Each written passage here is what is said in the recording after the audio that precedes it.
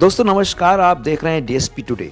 आज शुक्रवार और तारीख 12 सितंबर है। हिंदी तिथि कृष्ण पक्ष की पंचमी है। मित्रों, 12 सितंबर 1919 को अमृतसर जालियांवाला बाग हत्याकांड की जांच के लिए ब्रिटिश सरकार ने हंटर कमेटी का गठन किया था। तो आइए अब चलते हैं मुख्य समाचार की ओर। जैसा कि आप सभी जानते हैं कि नेपाल में हालात बेकाबू हैं। जेनजी युवाओं के प्रदर्शन से प्रधानमंत्री केपी शर्मा ओली ने इस्तीफा दे दिया है। सोशल मीडिया बैन और भ्रष्टाचार के खिलाफ आंदोलन में हिंसा, कई मौतें, सैकड़ों घायल। काठमांडू समेत कई शहरों में कर्फ्यू, सेना सड़कों पर। लगभग 13,500 कैदी जेल तोड़कर भागे, जिसमें भारत में वांछित अपराधी भी। मीडिया हाउस और नेताओं के घरों पर हमले, दफ्तरों में आगजनी, आपूर्ति श्रृंखला टूटी। एफएमसीजी कंपनियां उत्पादन घटा रही हैं। हवाई सेना आंशिक रूप से बहाल। इंडिगो ने राहत उड़ाने शुरू की। सेना और युवाओं में वार्ता चल रही। अंतरिम प्रधानमंत्री के तौर पर पूर्व मुख्य न्यायाधीश सुशीला कार्की का नाम चर्चा में।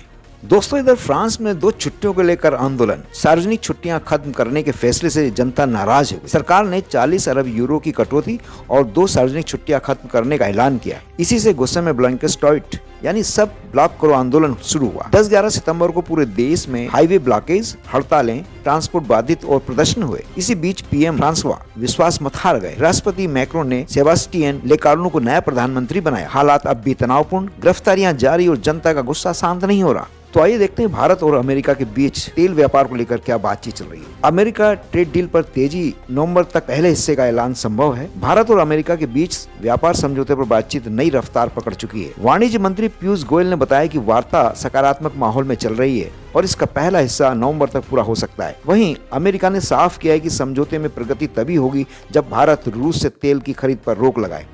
सूत्रों के मुताबिक भारत के मुख्य वार्ताकार अगले हफ्ते अमेरिका जा सकते हैं और पीएम मोदी व डोनाल्ड ट्रंप की सीधी बातचीत भी जल्द संभव है।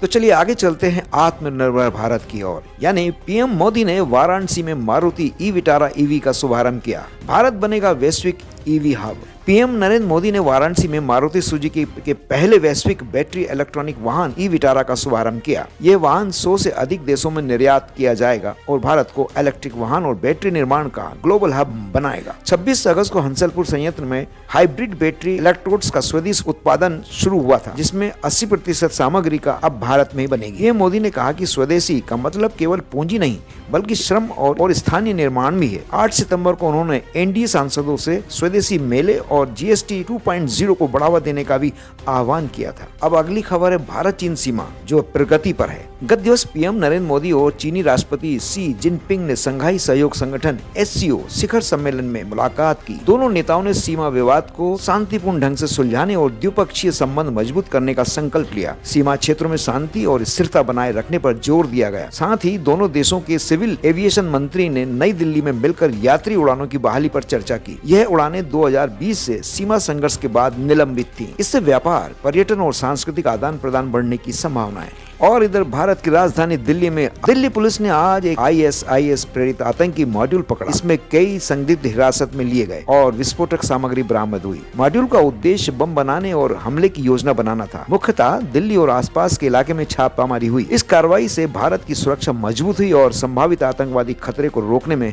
सफलता मिली है। चलिए अब रुख करते हैं बॉलीवुड की ओर। 71वें राष्ट्रीय फिल्म पुरस्कारों में शाहरुख खान की उपस्थिति होगी। शाहरुख खान 23 सितंबर को दिल्ली के विज्ञान भवन में आयोजित होने वाले 71वें राष्ट्रीय फिल्म पुरस्कार समारोह में राष्ट्रपति द्रौपदी मुर्मू से सम्मान प्राप्त करेंगे। पंजाब बाढ़ पीड़ितों की सहायता के लिए बॉलीवुड आगे। यहां शाहरुख खान की मीर फाउंडेशन ने पंजाब में हाल ही में बाढ़ से प्रभावित 1500 परिवारों को राहत किट वितरित की है। इन किटों में दवाइयां, खाद्य सामग्री, मच्छरदानी, तिरपाल, बिस्तर और अन्य आवश्यक वस्तुएं शामिल हैं। और मित्रों, रुख करते हैं अब खेलों की ओर। भारत ने हॉकी में महिला एशिया कप जीत लिया है। भारत ने चीन को हराया। महिला एशिया कप के सुपर 4 मैच में भारत ने चीन को 3-1 से हराया। इस जीत के साथ भारत ने फाइनल में प्रवेश किया है और 2026 महिला हॉकी विश्व कप के लिए क्वालिफाई हो गई है। और अंत में बैडमिंटन हांगकांग ओपन, भारतीय खिलाड़ियों की सफलता। लक्ष्य सेन, सात्विक, चिराग और आयुष ने क्वार्टर फाइनल में प्रवेश कर लिया है। भारतीय बैडमिंटन खिलाड़ियों ने हांगकांग ओपन में शानदार प्रदर्शन करते हुए क्वार्टर फाइनल में जगह बनाई है। लक्ष्य सेन, सात्विक, साईराज, रंकी रेड्डी, चिराग शेट्टी और आयुष शंकर ने अपने अपने मुकाबलों में जीत हासिल की है। इसी के साथ ये बुलेटिन समाप्त होता है। नमस्कार।